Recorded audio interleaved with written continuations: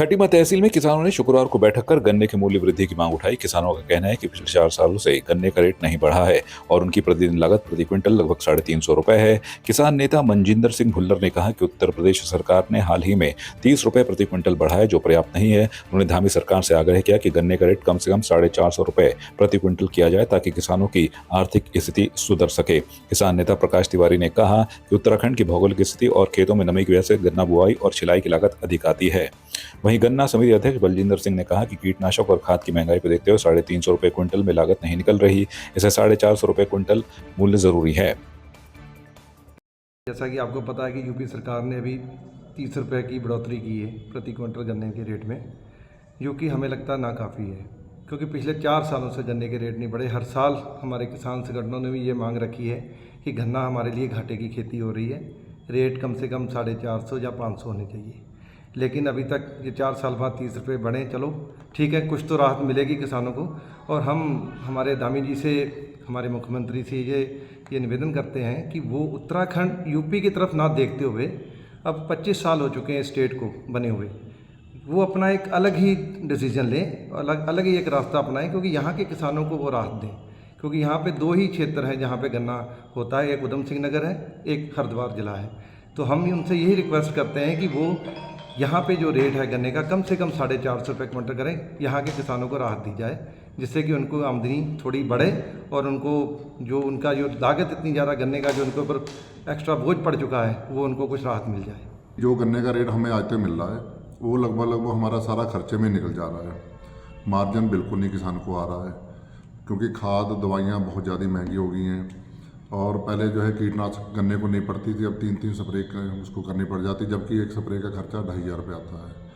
और हम तो यही मुख्यमंत्री से यही मांग है कि हमारा 450 रुपये रेट हो जाए, जो 350 हमारा खर्चा आता है, 100 रुपये का जो मार्जिन किसान को मिल जाए, जिससे किसान अपना पालन पोषण बच्चों का सबका कर सके। यहाँ पर हमारे नदी नाले जो है बहुत ज़्यादा पड़ते हैं, जिनकी सीपेज की वजह से हमारा जो है गन्ने का एवरेज कम हो जाता है। और देखिए इसी बार देखिए अक्टूबर स्विंग हम ज़्यादातर लोग नहीं कर पा रहे हैं। उसका कारण यह है कि सीपेज है और उसकी वजह से हम गन्ना जो है अभी तक बो नहीं पा रहे हैं और हमारा एवरेज कम हो जाता है। नंबर 3 ये है कि उत्तराखंड में जो है गन्ने की बहुत ज़्यादा कमी है और यही हाल रहा, अगर रेट नहीं बढ़े तो यही हाल रहा तो यहाँ पे अधिकांश फैक्ट्रियाँ बंद होने के कगार में हो जाएंगी। आप देखिए कि जनवरी तक फैक्ट्रियाँ बंद हो जाती हैं।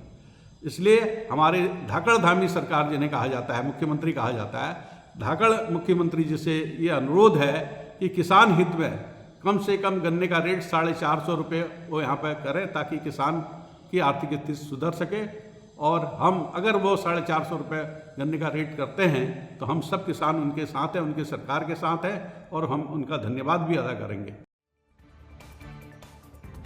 भारतीय जनता युवा मोर्चा के प्रदेश महामंत्री दीपेंद्र कोश्यारी का हल्दूचौड़ में भव्य स्वागत किया गया। पदभार ग्रहण करने के बाद पहली बार क्षेत्र में पहुंचे कोश्यारी का भाजपा कार्यकर्ताओं और व्यापारियों ने फूल मालाओं और जयकारों के साथ स्वागत किया। आदर्श व्यापार मंडल द्वारा आयोजित समारोह में उनके स्थानीय व्यापारियों और नागरिकों से मुलाकात कर क्षेत्र की समस्याएं सुनी। कोश्यारी ने कहा कि जनता की समस्याओं को प्राथमिकता से हल किया जाएगा और भाजपा युवा मोर्चा को मजबूत किया जाएगा।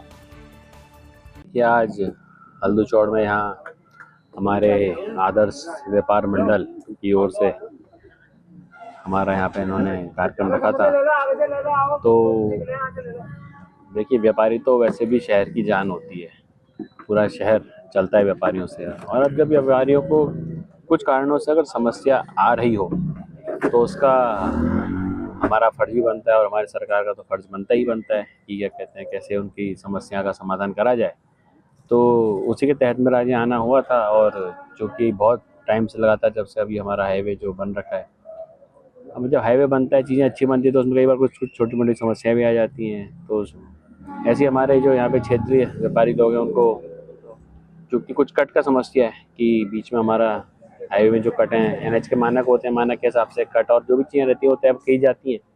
पर अब चूँकि अब हल्दूचौड़ कोई छोटा सा गांव तो रह नहीं गया, हल्दूचौड़ अच्छा खासा बड़ा शहर हो गया है। यहाँ पे बहुत बड़ी आबादी है, लोग बहुत ज़्यादा यहाँ पे रहते हैं। व्यापार की दृष्टि से भी मतलब बहुत बड़ा शहर बन चुका है ये।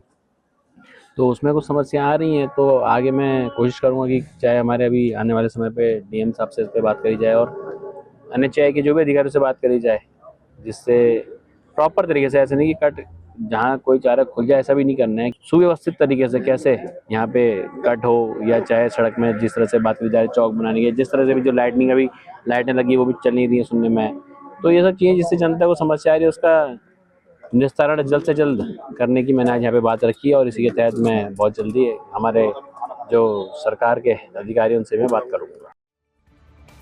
उत्तराखंड राज्य विधिक सेवा प्राधिकरण नैनीताल एवं जिला विधिक सेवा प्राधिकरण टिहरी के अध्यक्ष न्यायाधीश अमित कुमार सिरोही के निर्देश पर सचिव आलोक राम त्रिपाठी ने नरेंद्र नगर स्थित आशा किरण सेवा आश्रम का औचक निरीक्षण किया। सचिव ने आश्रम में रह रहे वृद्धजन का हालचाल जाना और कर्मचारियों को आवश्यक दिशा निर्देश दिए। उन्हें 11 वर्षों से आश्रम में रह रहे भरत सिंह भंडारी के दस्तावेज देखकर आश्चर्य जताया कि उनके दादा स्वतंत्रता संग्राम सेनानी थे और उन्हें सरकारी सहायता मिलनी चाहिए। उन्हें संबंधित कार्रवाई के लिए पत्राचार करने और न्याय सुनिश्चित करने का आश्वासन दिया है।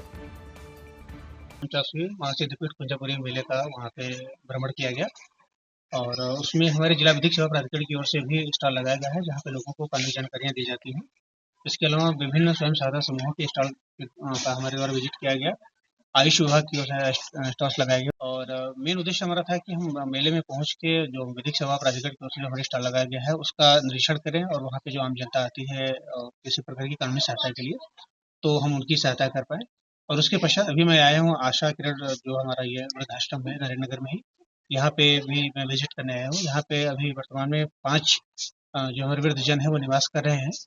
एक प्रकट प्रकाश में आया है, यहाँ पे एक वृद्धजन है श्री भंडारी जी, तो ऐसा जानकारी में आया है कि इनके पिता स्वतंत्रता संग्राम सेनानी रह चुके हैं, और उस स्वतंत्रता संग्राम सेनानी होने के कारण उनको जो उनके आश्रित को जो लाभ मिलना चाहिए, जो पेंशन, वो उनको नहीं मिल पा रहा है।